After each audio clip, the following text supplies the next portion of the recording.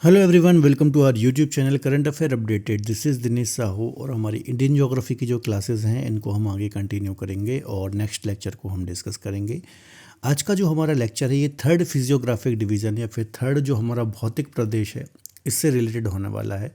Topic का नाम है पेनिनसुलर प्लेट्यू या फिर प्रायद्वीपीय पठार, है ना। हमारे इंडिया में जो पेनिनसुलर प्लेट्यू वाला पार्ट है, प्रायद्वीपीय पठार वाला पार्ट है, इसको हम डिस्कस करेंगे। क्लासेस हमारी बाइलैंग्वेज है, मतलब दोनों भाषाओं में, हिंदी और इंग्लिश में, तो आप इनको फॉलो ज़रूर कीजिए। यदि आपको इंडियन ज्योग्राफी के नोट्स चाहिए हैं, क्लास नोट्स चाहिए हैं या फिर पीडीएफ चाहिए तो आप इस नंबर पर व्हाट्सएप कर सकते हैं, या फिर डिटेल में इंडियन ज्योग्राफी को पढ़ने के लिए हमारी एप्लीकेशन है देवासीज क्लासेस एप्लीकेशन, यहाँ से भी आप डिटेल में पढ़ सकते हैं। 1,040,000 कूपन कोड को यूज़ करेंगे तो यहाँ से आपको 40% का डिस्काउंट भी देखने को मिल जाएगा। ओके, चलिए सीधे हम टॉपिक को स्टार्ट करते हैं कि आखिर प्रायद्वीपीय पठार है क्या, पेनिनसुलर प्लेट्यू है क्या। ठीक है, तो प्रायद्वीपीय पठार में सबसे पहले हम प्रायद्वीप को डिस्कस कर लेते हैं कि प्रायद्वीप या फिर पेनिनसुला जो होता है ना, पेनिनसुला जो होता है, इसकी मीनिंग क्या होती है, इसका मतलब क्या होता है। ठीक है, तो प्रायद्वीप क्या होता है, यहाँ पर देखिए, ये हमारे भारत का, यहाँ से कर्क रेखा जाती है, आपको पता है ना, बीचों बीच से कर्क रेखा होकर गुजरती है। और यहाँ से आप देखोगे इसके पूरा दक्षिण वाला जो क्षेत्र है, ये वाला, ओके, ये जो पूरा रीजन है, ठीक है, ये वाला, इसको हम बोलते हैं प्रायद्वीपीय पठार। क्या बोलते हैं? प्रायद्वीपीय पठार, है ना। ये प्रायद्वीपीय पठार है, ये वाला क्षेत्र, है ना। वैसे तो प्रायद्वीपीय पठार ही पूरा है, लेकिन खासतौर पर इस क्षेत्र को हम प्रायद्वीपीय पठार इसलिए बोलेंगे क्योंकि प्रायद्वीप की या फिर पेनिनसुला की डेफिनेशन क्या होती है। प्रायद्वीप की डेफिनेशन होती है कोई भी ऐसा लैंड मास, है ना, कोई भी ऐसा लैंड मास जो तीन ओर से वाटर बॉडी से सराउंडेड होता है। जैसे कि हमारा ये हिस्सा जो है, ये वेस्ट से वाटर से सराउंड है, ईस्ट से वाटर से सराउंड है और साउथ से वाटर से सराउंड है।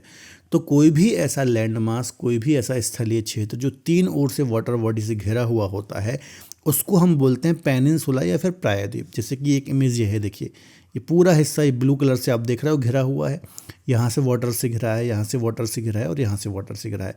तो इसको हम बोलेंगे प्रायद्वीपीय भारत। क्या बोलेंगे इसको हम? प्रायद्वीपीय भारत या फिर पेनिनसुलर इंडिया।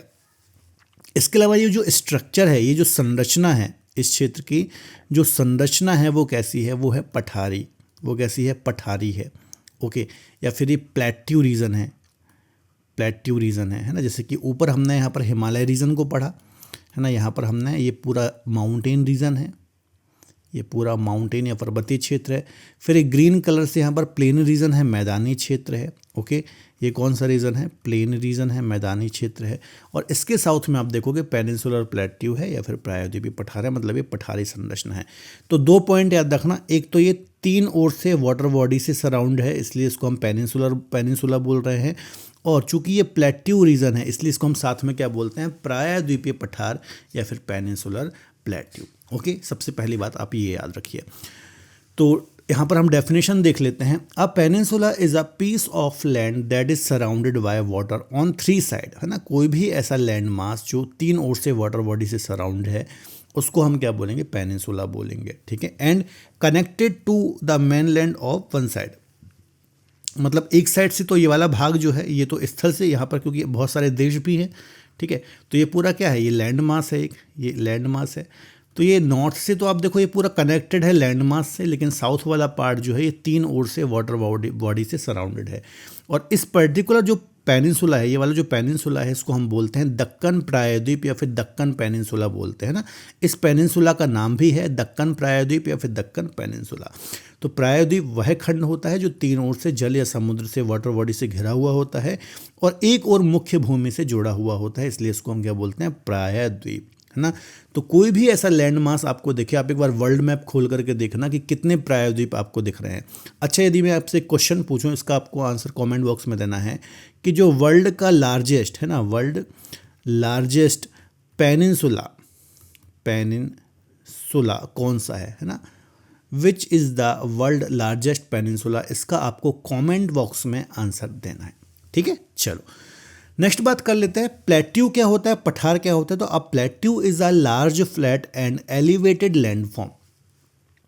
तो प्लेट्यू क्या होता है? एक उठी हुई इस प्रकार की संरचना होती है ना, एक इस प्रकार की उठी हुई संरचना होती है, एलिवेटेड लैंडफॉर्म होता है जो कि आसपास की भूमि से ऊपर उठा हुआ होता है ना। यहाँ से आप देखोगे ये उठा हुआ दिखेगा आपको, है ना। और ऊपर से कैसा होता है, फ्लैट होता है, ऊपर से फ्लैट होता है ना। और एलिवेटेड लैंडफॉर्म होता है, एलिवेटेड होता है ना। जैसे कि ये एक इमेज है यहाँ पर, इसको देखिए। जैसे कि मान लीजिए यहाँ पर ये ओशियन है ना, यहाँ पर ये क्या है, ओशियन है। ये सी लेवल है, सी लेवल से सबसे निचले हिस्से जो होते हैं उसको हम नॉर्मली मैदान बोलते हैं, तो ये प्लेन रीजन हो गए। ये थोड़ी सी उठी हुई संरचना, ऊपर से समतल सपाट संरचना जो है इसको हम प्लेट्यू बोलते हैं। और ये जो ऊंचे शिखर वाले स्थल आकृति आपको दिख रही हैं इनको हम बोलते हैं माउंटेन। Okay, mountain. तो याद रखिएगा प्लेट्यू कैसे होते हैं, अपेक्षाकृत एलिवेटेड लैंडफॉर्म होते हैं, उठे हुए लैंडफॉर्म होते हैं, आसपास की भूमि से ऊपर उठे होते हैं, ऊपर से समतल सपाट होते हैं ना। ऊपर से कैसे होते हैं, सपाट होते हैं। और इसको ही हम क्या बोलते हैं, इसको हम प्लेट्यू बोलते हैं, पठार बोलते हैं। ओके, तो पठार एक ऐसी समतल संरचना होती है, ऊंची भू आकृति संरचना होती है जो आसपास की भूमि की तुलना में थोड़ी ऊंची होती है, उठी हुई होती है। ओके, एग्जाम्पल के लिए हमारा दक्कन का पठार है ना, भारत में दक्कन प्लेट्यू है, दक्कन का पठार है, तो ये पेनिनसुला भी है और प्लेट्यू भी है। दूसरी बात है, दूसरा एग्जाम्पल है तिब्बत का पठार, है ना। हमारे भारत के ही उत्तर में, नॉर्थ में देखोगे, हिमालय के नॉर्थ में देखोगे तो तिब्बत प्लेट्यू है ना। ये विश्व का सबसे ऊंचा प्लेट्यू है, लगभग 4500 टू लगभग 5000 मीटर इसकी क्या है, हाइट है। तो ये वर्ल्ड का सबसे, याद रखिएगा, हाईएस्ट प्लेट्यू है तिब्बत प्लेट्यू, है ना। तो याद रखिएगा, काफ़ी इंपॉर्टेंट डेफिनेशन है, कई बार यहाँ से क्वेश्चन आ जाती है। तो दो चीज़ हमने समझ ली, क्या समझ ली, एक तो पेनिनसुला का मतलब, पेनिनसुला का मतलब कि कोई भी ऐसा भूभाग जो तीन ओर से वाटर बॉडी से सराउंड है उसको हम पेनिनसुला बोलेंगे। और प्लेट्यू है ना, प्लेट्यू का मतलब क्या है कि आसपास की भूमि से ऊपर उठा हुआ या फिर एलिवेटेड लैंडफॉर्म होता है, ऊपर से समतल सपाट होता है, इसको हम क्या बोलते हैं, प्लेट्यू बोलते हैं। ठीक है, तो हमारा जो ये वाला हिस्सा है इसमें ये दोनों ही विशेषताएं देखने को मिलती हैं, इसलिए इसको हम क्या बोलते हैं, इसलिए इसको हम बोलते हैं प्रायद्वीपीय पठार या फिर पेनिनसुलर प्लेट्यू। ओके, अब हमारा जो ये पेनिनसुलर प्लेट्यू है या फिर प्रायद्वीपीय पठार है, ये एंशियंट गोंडवाना लैंड का पार्ट है। याद रखिएगा, ये प्राचीनतम गोंडवाना लैंड का पार्ट है। ये मोस्ट इंपॉर्टेंट फैक्ट है एग्ज़ाम पर्सपेक्टिव से। एग्ज़ाम में यहाँ से काफ़ी बार क्वेश्चन आया है कि हमारा जो पेनिनसुलर प्लेट्यू है ये किसका पार्ट है ना। तो याद रखिएगा ये प्राचीनतम गोंडवाना लैंड का पार्ट है। अब ये गोंडवाना लैंड क्या है इसको भी थोड़ा सा हम समझ लेते हैं, अभी हम समझेंगे थोड़ा 5 मिनट के बाद। अभी हम कुछ जनरल फीचर इसके देख लेते हैं। इसका एल्टीट्यूड कितना है, तो 600 से 900 मीटर है। ओके, अभी मैंने बताया कि ये उठा हुआ भूभाग होता है, ऊपर से समतल सपाट होता है, तो कुछ इस प्रकार की संरचना है। तो इसकी जो हाइट है, एलिवेशन है, वो 600 से 900 मीटर के आसपास है, याद रखिएगा। क्योंकि यहाँ पर देखिए नॉर्थ में क्या है, ये नॉर्थ में यहाँ पर प्लेन रीजन है ना। ये क्या है, प्लेन है, मैदान है। ओके, मैदान की हाइट कितनी थी, मैंने आपको बताया था 150 से 200 मीटर थी। यहाँ पेनिनसुलर प्लेट्यू के दोनों किनारों पर भी आप देखोगे तो यहाँ पर भी आपको कोस्टल प्लेन देखने को मिलेंगे, है ना। यहाँ पर भी आपको कोस्टल प्लेन देखने को मिलते हैं और प्लेन की जो हाइट होती है वो काफ़ी कम होती है। ठीक है, तो याद रखिएगा इसकी हाइट कितनी है, 600 टू 900 है। अलग अलग प्लेट्यू आपको अलग अलग हाइट के देखने को मिलेंगे। ठीक है, peninsular plateau, the vast land emerging to south of the Ganga and Yamuna rivers is called peninsular plateau of India, है ना। गंगा और यमुना नदियों के दक्षिण में उभरता हुआ विशाल भूभाग जो है इसको हम क्या बोलते हैं, प्रायद्वीपीय पठार। ये गंगा और यमुना का मैदान है, नॉर्थ में ग्रीन कलर से जो मैंने हाईलाइट किया है, इसी के साउथ में आपको ये पेनिनसुलर प्लेट्यू देखने को मिलता है। चलिए अब देखिए, ये इसकी आकृति जो है वो कैसी है, ट्रायंगुलर है। यहाँ पर देखो आपको एक त्रिभुज बनता हुआ दिखाई देगा, इनको यदि आप कनेक्ट करोगे तो एक ट्रायंगुलर शेप में आपको एक आकृति दिखने को मिलेगी। तो इसका शेप कैसा है, इसकी आकृति कैसी है, तो ट्रायंगुलर शेप है। कैसा है, ट्रायंगुलर, है ना, ट्रायंगुलर शेप में है इसकी आकृति, त्रिभुजाकार आकृति है। ठीक है, नेक्स्ट है the northern part is broad while the southern part is narrow, है ना। तो ये ऊपर वाला जो सदर्न पार्ट है, नदर्न पार्ट है, ये काफ़ी चौड़ा है ना। ये क्या है, ब्रॉड है। ठीक है, ये ब्रॉड है। और नीचे वाला पार्ट जो है ये काफ़ी क्या है, काफ़ी नैरो है। ठीक है, तो ये त्रिभुजाकार आकृति है, ट्रायंगुलर शेप में। याद रखिएगा, नदर्न पार्ट इसका चौड़ा है, ब्रॉड है, और सदर्न पार्ट इसका सकरा है। अब देखिए, अभी हमने डिस्कस किया था कि peninsular plateau is a part of ancient Gondwana land. अब ये गोंडवाना लैंड क्या है, तो ये थ्योरी आपने कई बार पढ़ी होगी। इसको हम बोलते हैं कॉन्टिनेंटल ड्रिफ्ट थ्योरी, है ना, जो कि अल्फ्रेड वैगनर साहब ने ये थ्योरी दी थी। अल्फ्रेड वैगनर साहब ने ये बोला था कि आज से करीब 25 करोड़ वर्ष पहले हमारी जो पृथ्वी है, इसमें सभी कॉन्टिनेंट आपस में जुड़े हुए थे और एक ही सुपर कॉन्टिनेंट था। इसको सुपर कॉन्टिनेंट बोला, है ना। इसका नाम क्या था? सुपर कॉन्टिनेंट, है ना। और इसका नाम था पेंजिया, यहाँ पर लिखा है पेंजिया, इसको नाम दिया पेंजिया। अल्फ्रेड वैगनर साहब ने बोला कि आज से 25 करोड़ वर्ष पहले हमारी पृथ्वी पर एक ही सुपर कॉन्टिनेंट था, जिसको इन्होंने नाम दिया पेंजिया, है ना। मतलब सभी महाद्वीप आपस में जुड़े हुए थे।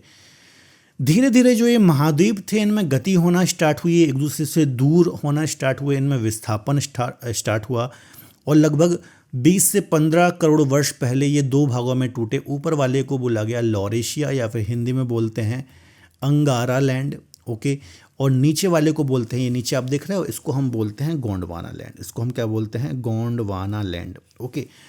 इसी गोंडवाना लैंड में हमारा इंडिया भी था। इसी गोंडवाना लैंड में देखो, ये वाला भाग जो है ये हमारा इंडिया है।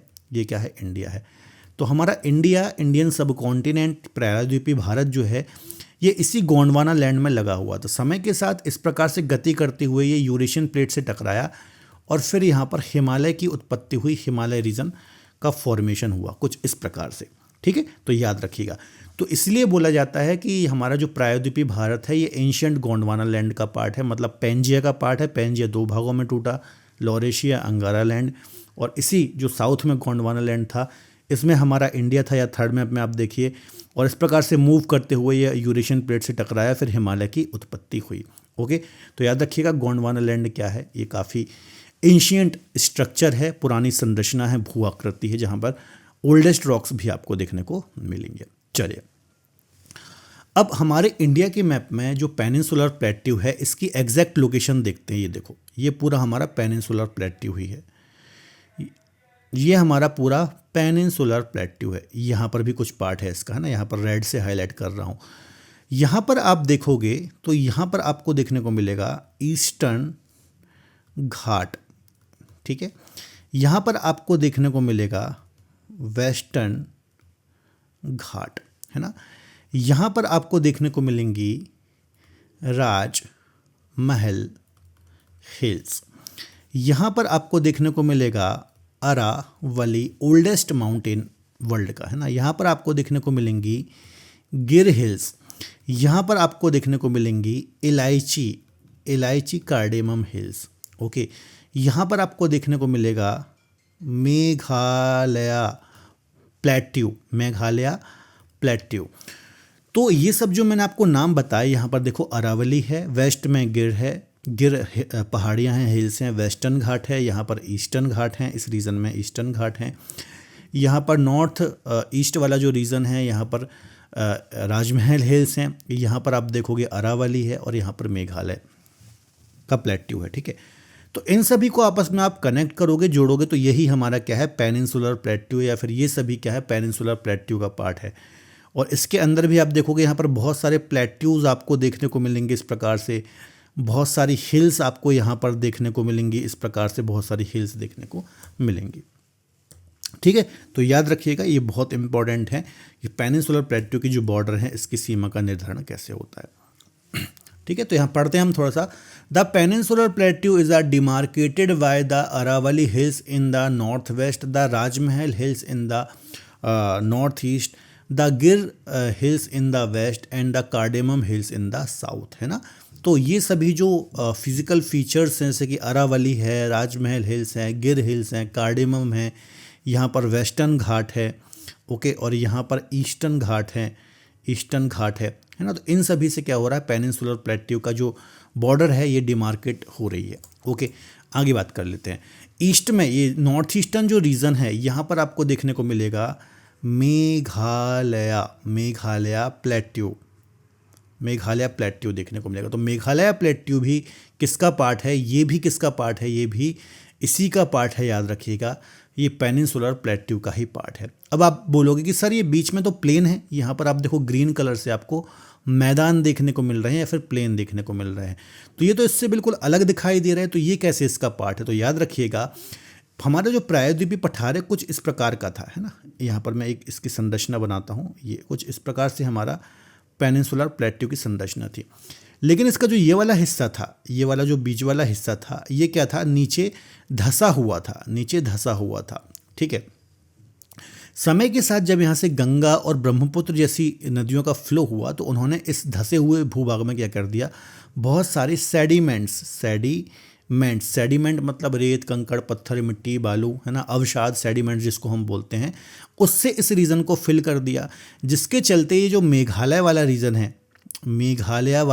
है, ठीक है, ये पेनिनसुलर प्लेट्यू से अलग दिखाई देता है। तो याद रखिएगा मेघालय प्लेट्यू, ये जो पीपी है, पेनिनसुलर प्लेट्यू है, इससे जिस गैप से अलग होता है, ये जो गैप है पर्टिकुलर, इसको हम बोलते हैं मालदा गैप, है ना, मालदा गैप और कुछ नहीं, गंगा ब्रह्मपुत्र के द्वारा यहाँ पर बहुत सारे सेडिमेंट्स डिपॉजिट किए गए हैं, जिसके चलते जो मेघालय का पठार है ये प्रायद्वीपीय पठार से अलग दिखाई देता है, क्योंकि ये एक धंसा हुआ भूभाग था। इसको आप ऐसे समझिए जैसे कि ये प्रायद्वीपीय पठार है ना, ये प्रायद्वीपीय पठार है, यहाँ पर एक इस प्रकार से धंसा हुआ भूभाग था, और ये मेघालय का पठार है, ये मेघालय है ना, मेघालय पठार है, ओके, और ये प्रायद्वीपीय भाला भाग है, ठीक है। बीच में गड्ढा था, तो जब नदियाँ यहाँ से प्रवाहित हुई थी उन्होंने क्या किया, यहाँ पर बहुत सारे सेडिमेंट्स को फिल कर दिया, तो यहाँ पर बन गया मालदा गैप। तो इसके चलते ये इससे सेपरेट दिखाने लगा। बाकी है किसका पार्ट, ये प्रायद्वीपीय पठार का ही पार्ट है। तो यहाँ पर लिखा है पूर्वोत्तर में शिलोंग का पठार, कार्बी एंगलोंग का पठार तथा मेघालय का पठार, ये सब इसी के अंतर्गत आते हैं, लगभग इसी का पार्ट है। तो ये प्रायद्वीपीय पठार का ही पार्ट है, पेनिनसुलर प्लेट्यू का ही पार्ट है। इन द नॉर्थ ईस्ट की बात हम वो कर रहे हैं, ये नॉर्थ ईस्ट स्टेट ही हैं। Shillong plateau, the Karbi Anglong plateau and the Meghalaya plateau all are the part of peninsular plateau. तो ये नोट बना करके आपको लिखना है कि ये सभी पठार प्रायद्वीपीय पठार का ही पार्ट हैं, और मालदा गैप के थ्रू ही ये सेपरेट होते हैं, ठीक है। चलिए अब देखो यहाँ पर एक हमने ये डिस्कस कर लिया, कुछ और चीज़ें हैं वो हमें डिस्कस करनी है। ये वाली संरचना है, यहाँ पर देखो आपको एक स्ट्रक्चर दिखाई दे रहा है, ये वाला है ना, ये ब्लैक कलर से जो हाईलाइट किया है, ये पूरी जो संरचना है इसको आप बोल सकते हो वेस्टर्न इंडिया या फिर पश्चिम भारत जो है, ये पूरी संरचना बेसाल्ट रॉक से बनी हुई है, या फिर लावा द्वारा निर्मित संरचना है। मतलब यहाँ पर लावा के डिपॉजिट हैं, है ना, लावा के डिपॉजिट हैं, यहाँ पर काली चट्टानें देखने को मिलती हैं।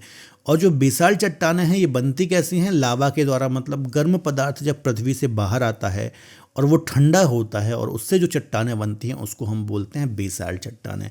और इस पूरे रीजन में बेसाल्ट चट्टानें देखने को मिलती हैं, क्योंकि क्रिटेशियस पीरियड में, है ना, आज से करोड़ों वर्ष पहले क्रिटेशियस पीरियड में इस पूरे रीजन में ज्वालामुखी उद्गार देखने को मिले थे, वॉल्केनिक इरप्शन देखने को मिले थे, है ना, दरारी उद्गार देखने को मिला। दरारी उद्गार मतलब हमारे पृथ्वी के भूपृष्ठ पर एक इस प्रकार से दरार बनी, और उस दरार में से जो गर्म पदार्थ मैग्मा है वो इस प्रकार से बाहर फ्लो किया, है ना, और धीरे धीरे ये क्या हुआ, सॉलिड हुआ, ठंडा होकर के जमा, और इस प्रकार से ये बेसाल्ट चट्टानों की क्या बनी, पूरी यहाँ पर लेयर बनी।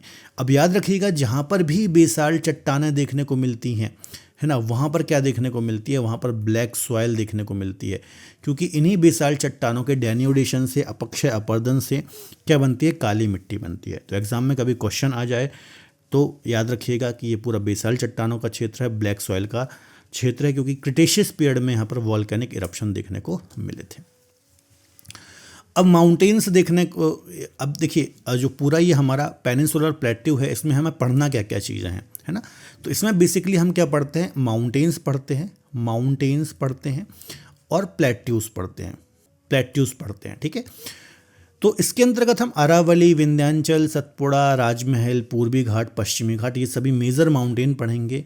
मालवा प्लेट्यू, बुंदेलखंड प्लेट्यू, छोटा Nagpur plateau, Dandakaranya plateau, Meghalaya plateau, Deccan plateau, Telangana plateau, Karnataka plateau, तो ये सभी प्लेट्यू हम पढ़ेंगे, है ना। चूँकि ये पूरा प्लेट्यू रीजन है तो यहाँ पर प्लेट्यू तो हमें पढ़ने ही हैं, साथ ही साथ जो मेजर हिल्स हैं, माउंटेन्स हैं, उनको हम पढ़ेंगे। तो लगभग 2 से 3 क्लास हमारी इसमें लगेगा, 4 भी लग सकती हैं। काफ़ी बड़ा टॉपिक है और काफ़ी इम्पॉर्टेंट टॉपिक है और काफ़ी ज़्यादा क्वेश्चंस हमें पर्टिकुलर इस रीज़न से देखने को मिलते हैं। तो चलिए हम एक एक करके जो भी ये माउंटेन्स और प्लेट्यूज़ हैं इनको पढ़ना स्टार्ट करते हैं। और सबसे पहला जो हमें माउंटेन यहाँ पर पढ़ना है वो है अरावली माउंटेन या अरावली हिल्स। एग्ज़ाम पर्सपेक्टिव से बहुत इंपॉर्टेंट है, काफ़ी ज़्यादा क्वेश्चंस हमें यहाँ से देखने को मिलते हैं। तो इंडिया के मैप में आप देखोगे पर्टिकुलर इस लोकेशन में, ये राजस्थान राज्य है, यहाँ पर आपको पता ही होगा है ना, ये कौन सा राज्य है, राजस्थान है ना, ये राजस्थान राज्य है। और राजस्थान राज्य में ही आपको बीचों बीच में आपको अरावली देखने को मिलता है, जो कि पूरे राजस्थान की ज्योग्राफी को ना ज्योग्राफी को इम्पैक्ट करता है, हमारी इंडिया की ज्योग्राफी को इम्पैक्ट करता है। वर्ल्ड के ओल्डेस्ट माउंटेन में आता है ये, है ना, तो काफ़ी इसका महत्व है, सिग्निफिकेंस है, बहुत सारे एग्जाम पर्सपेक्टिव से इंपॉर्टेंट फैक्ट हैं जहाँ से एग्जाम्स में क्वेश्चन आते हैं। तो इसके एक्सपांशन की बात करें, इसके एक्सटेंशन की बात करें या फिर विस्तार की बात करें, तो याद रखना इसका जो विस्तार है वो गुजरात से लेकर के, देखिए गुजरात राज्य है यहाँ पर, तो गुजरात से लेकर के राजस्थान होते हुए दिल्ली और हरियाणा तक इसका हमें विस्तार देखने को मिलता है। तो it's a extension from eastern most border of the desert of Rajasthan near Ahmedabad to south west of Delhi in the north east, है ना, मतलब अहमदाबाद के समीप राजस्थान के मरुस्थल की पूर्वी सीमा से लेकर के उत्तर पूर्व में दिल्ली तक, दिल्ली के दक्षिण पश्चिम तक ये फैला हुआ है। ठीक है, तो स्टेट कौन कौन से हो गए, राजस्थान सबसे मेन है। ठीक है, इसके अलावा गुजरात आप दिमाग में रख लो, गुजरात के अलावा हरियाणा याद रख लो और दिल्ली याद रख लो। तो इन सभी राज्यों में, यूटी में ये फैला हुआ है। ठीक है, नेक्स्ट 70 to 80% इसका जो पार्ट है वो अकेले राजस्थान में है, मतलब मेनली ये राजस्थान में ही है और थोड़ा बहुत अदर स्टेट में भी देखने को मिलता है, जैसे कि हरियाणा, दिल्ली और गुजरात। ओके, तो इनमें भी इसका एक्सपांशन हमें देखने को मिलता है। इट्स लेंथ अप्रॉक्स 670 किलोमीटर, लगभग 670 किलोमीटर के आसपास इसकी लेंथ है ना। हालांकि बीच बीच में अभी काफ़ी समाप्त भी हो चुका है, जैसे कि ये रेंज है, बीच में पता चला है इसकी छोटी छोटी हिल्स हैं, समाप्त ही हो गया है, ये एरोड हो गया है और कहीं कहीं पर इस प्रकार से है। ठीक है, और ये माउंटेन किस टाइप का है,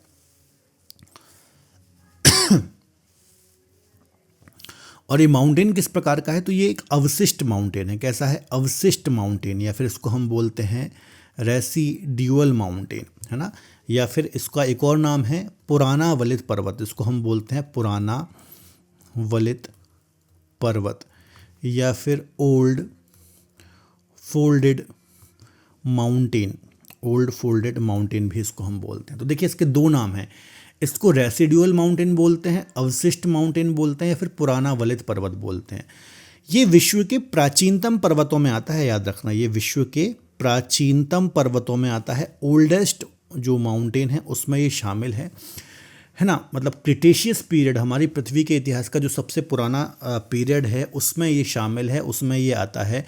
और ये इतना पुराना हो गया है, करोड़ों वर्ष इसकी एज हो चुकी है कि इसका जो भी बचा हुआ वर्तमान में भाग है अब उसका क्या हो चुका है, क्षरण हो चुका है, उसका अपक्षय अपर्दन हो चुका है, उसका अपक्षय हो गया है, अपर्दन हो गया है। वेदरिंग, इरोजन जैसी जो घटनाएं हैं इसको सामना करना पड़ा है बहुत लंबे समय तक, बहुत सारे बहिर्जात बलों का सामना करना पड़ा है, जिसके कारण इसकी जो हाइट है वो भी काफ़ी कम हो गई है, कहीं कहीं पर अरावली समाप्त ही हो चुका है। तो इसलिए वर्तमान में इसको हम क्या बोलते हैं, अवशिष्ट माउंटेन, मतलब बचा हुआ भाग, लेकिन पहले ये कैसा था, तो ओल्ड फोल्डेड माउंटेन था। ठीक है, इसकी सबसे ऊंची चोटी कौन सी है, तो Mount Abu is the highest mountain peak of, sorry Mount Abu बोल रहा हूँ, ये तो हिल स्टेशन है। Guru Shikhar is the highest mountain peak of Aravali, और ये कहाँ पर है, माउंट आबू एक हिल स्टेशन है राजस्थान का। तो माउंट आबू हिल स्टेशन में ही इसकी सबसे ऊंची चोटी गुरु शिखर देखने को मिलती है, जिसकी ऊंचाई कितनी है, 1722 मीटर, 1722 मीटर इसकी हमें हाइट देखने को मिलती है। तो ये पॉइंट भी याद रखिएगा। Geographical perspective, it is one of the oldest mountain range in the world, है ना, सबसे पुराने माउंटेन में आता है, इसलिए इसको हम रेसिड्यूअल माउंटेन बोलते हैं, क्योंकि इसका बचा हुआ शेष भाग जो है, अवशेष भाग जो है वही बचा है, या फिर इसको हम प्राचीन वलित पर्वत या फिर ओल्ड फोल्डेड माउंटेन भी बोलते हैं। अभी मैंने आपको एक्सप्लेन किया, इसलिए इसको हम ये नाम देते हैं। नेक्स्ट है the Aravalli mountain range act as a water divide between Luni and Banas river. तो देखो वाटर डिवाइड क्या होता है, जैसे कि फॉर एग्जांपल एक माउंटेन चेन ये है ना, ये पूरी माउंटेन चेन है, यहाँ पर एक नदी प्रवाहित हो रही है और यहाँ पर एक नदी प्रवाहित हो रही है ना। तो इन दोनों नदियों के का जो वाटर है ना, इन नदियों का जो वाटर है, इस हिल ने, इस माउंटेन ने क्या करा है, इसको सेपरेट कर दिया है, इसको सेपरेट कर दिया है, या फिर इसके इनके वाटर को डिवाइड कर दिया है।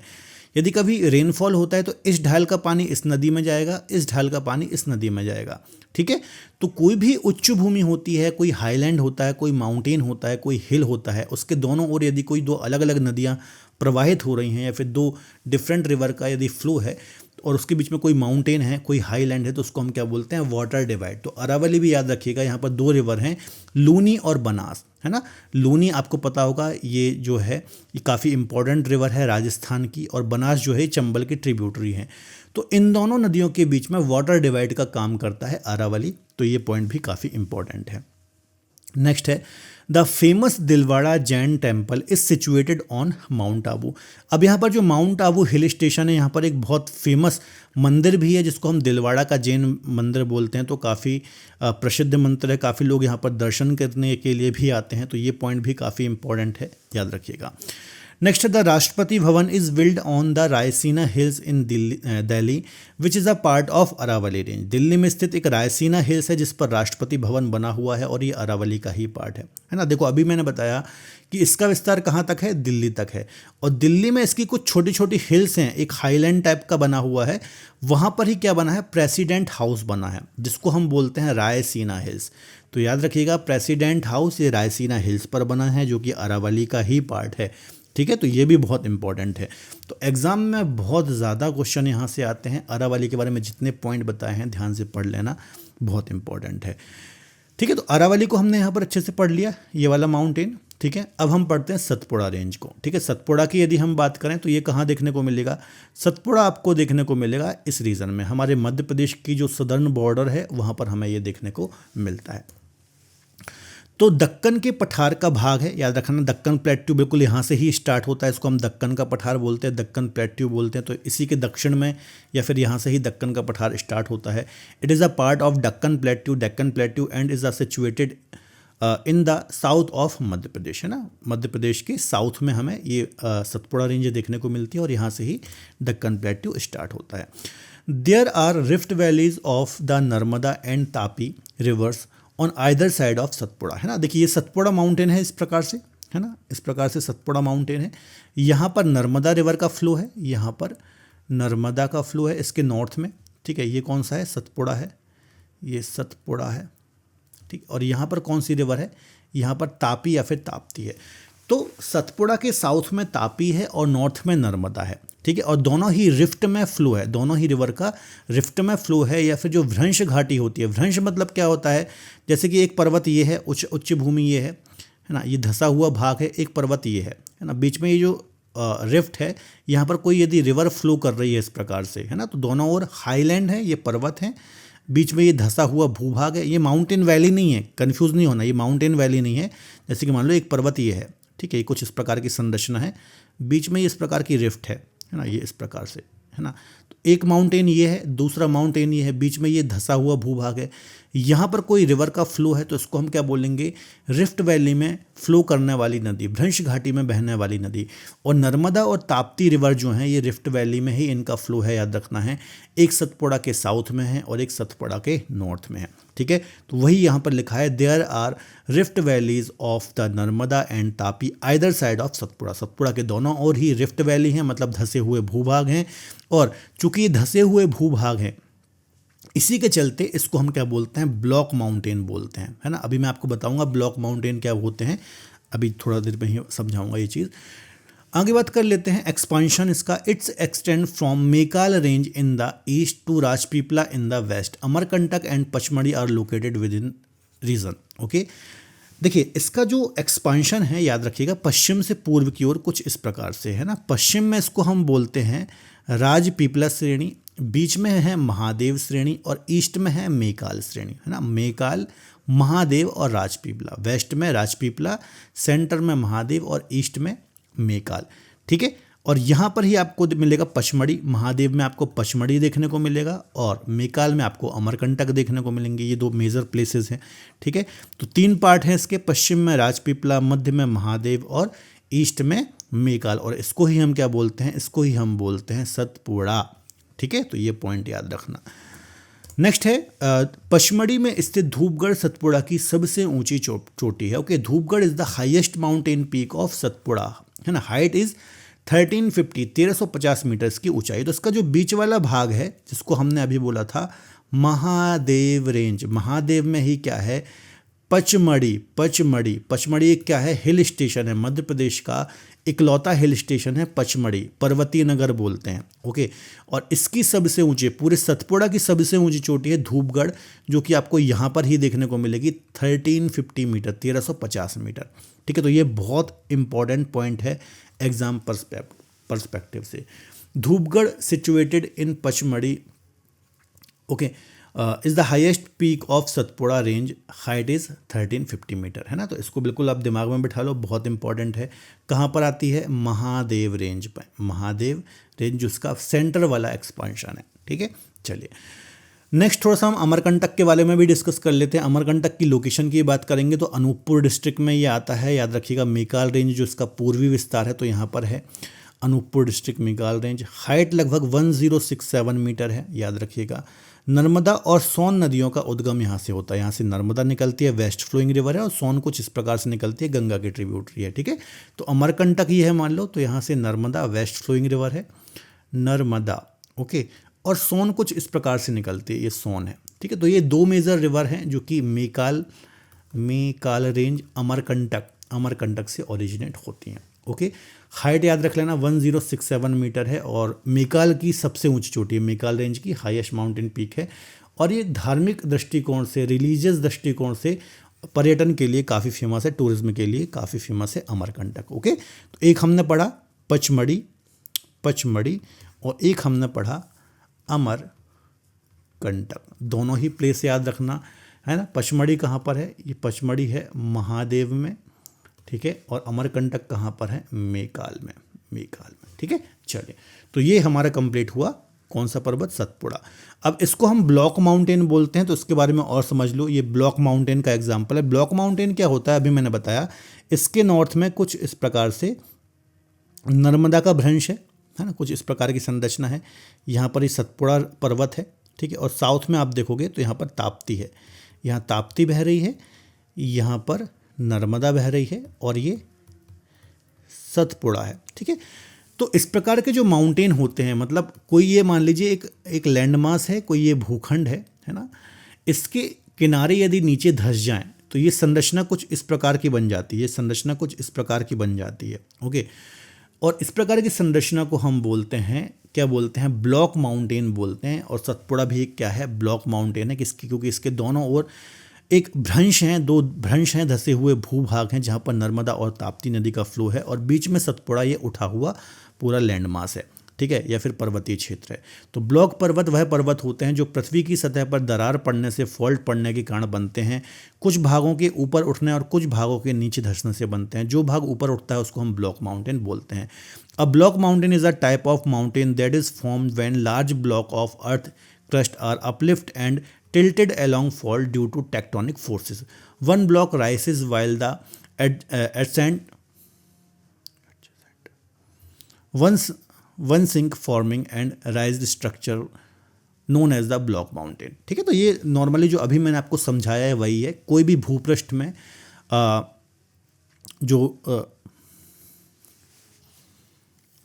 है ना, किसी भूपृष्ठ में लैंडमास में दरारें पड़ती हैं, फोल्ड पड़ती हैं, और फोल्ड पड़ने के कारण कोई हिस्सा नीचे धंस जाता है या ऊपर उठ जाता है, उससे ही ब्लॉक माउंटेन बनते हैं, ओके। तो चलिए, पेनिनसुलर प्लेट्यू के अंतर्गत आज हमने अरावली को, ओके, अरावली को और सतपुड़ा को, है ना, सतपुड़ा, इन दोनों को डिस्कस किया है। आई थिंक आपको अच्छे से समझ में आए होंगे, ठीक है।